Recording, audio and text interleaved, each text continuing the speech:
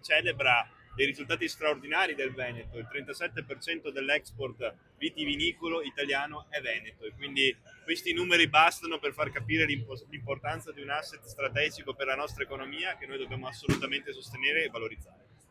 Presidente, lei è contornato da donne amministratrici, oggi ha detto loro sono la spina dorsale del nostro Veneto. Sono la vera infrastruttura del nostro territorio, e devo dire che dove ci sono donne amministratrici venete c'è qualità amministrativa, c'è competenza, c'è soprattutto determinazione, che è quella che conta poi in politica, perché volere è potere, e quindi la determinazione è fondamentale per portare a casa i risultati che anche e soprattutto a livello locale sono necessari per lo sviluppo del nostro Veneto. Senta, però i numeri sono ancora carenti sotto il profilo femminile, abbiamo solo 2 assessori donne, abbiamo solo 2 direttrici generali, c'è ancora molto da fare per le donne, non solo nell'amministrazione ma anche in politica.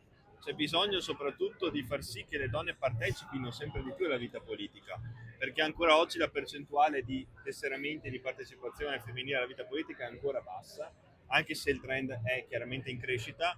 Dobbiamo fare ancora di più, dobbiamo ovviamente anche tramite i dipartimenti pari opportunità che ormai tutti i partiti hanno, garantire una maggiore partecipazione femminile e soprattutto realizzare quelle condizioni che permettono a ciascun cittadino di poter partecipare alla vita pubblica. Come welfare cosa state facendo come regione per agevolare le donne? Noi metteremo a disposizione 6 milioni di euro già con il prossimo bilancio, e soprattutto la mia ferma intenzione è realizzare un ente strumentale, Veneto Welfare, che già esiste, ma mi piacerebbe renderlo un ente strumentale autonomo, soprattutto alla luce della prossima capacità della nostra regione di poter incamerare anche la competenza sulla previdenza complementare integrativa, e far sì che questo ente strumentale possa garantire un accompagnamento delle nostre piccole e medie imprese nelle politiche di welfare. Oggi uno dei maggiori fattori di attrattività delle imprese è il welfare aziendale, la capacità di conciliare vita e lavoro anche per i più giovani, quindi riuscire a potenziare questi aspetti significa avere una maggiore attrattività del nostro territorio. Per quanto riguarda invece l'economia, torniamo a questo territorio, il motore economico di questo Veneto, il primario è il motore economico del Veneto.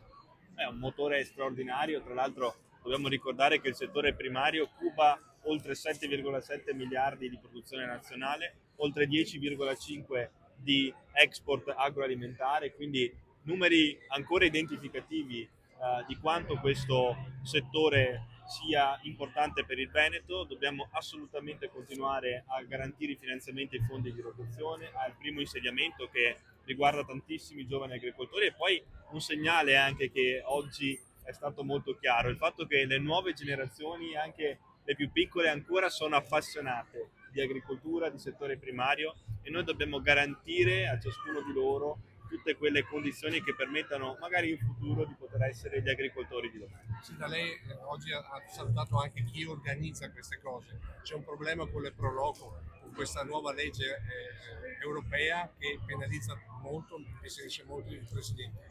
Cosa si può fare per aiutare le Proloco?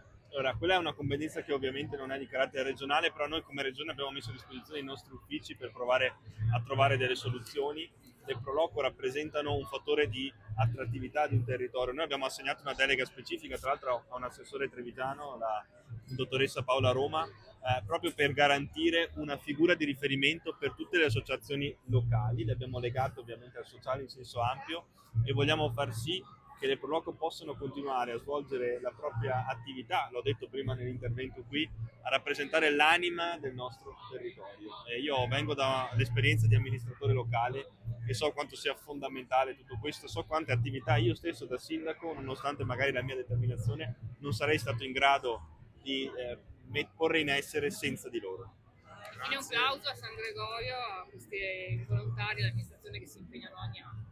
Un applauso straordinario all'amministrazione comunale, a tutti i volontari, a coloro i quali garantiscono la sicurezza, agli espositori, senza i quali queste manifestazioni non funzionerebbero, ma soprattutto anche ai tanti cittadini veneti presenti, perché se realtà come questa funzionano perché c'è anche la presenza del pubblico che ancora una volta rende grande questa manifestazione. Grazie. Presidente,